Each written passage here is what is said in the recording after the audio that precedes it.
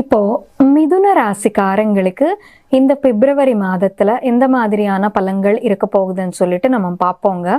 மிதுன ராசிக்காரங்க பொறுத்த வரைக்கும் பாத்தீங்கன்னா, உங்களுக்கு இந்த மாத ஆரம்பத்துல 8ஆம் வீட்டுல 4 கிரகங்கள் இருக்குதுங்க. இப்போ இந்த மாதம் 3ஆம் தேதி உங்களோட ராசிநாதரான புதன் 8ஆம் வீட்டை விட்டுட்டு 9ஆம் வீட்டுக்கு வருவாருங்க.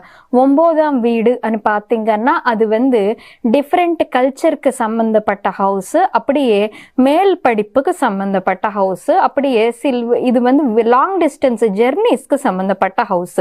நிறைய பேர் மிதுன ராசிக்காரங்களுக்கு இந்த மாதத்துல தூர பயணங்கள் அன்றது இருக்கிறதுக்கான வாய்ப்புண்டு. நிறைய லாங் டிஸ்டன்ஸ் ஜெர்னிஸ் இந்த டைம் பீரியட்ல இருக்கிறதுக்கு வாய்ப்புண்டு.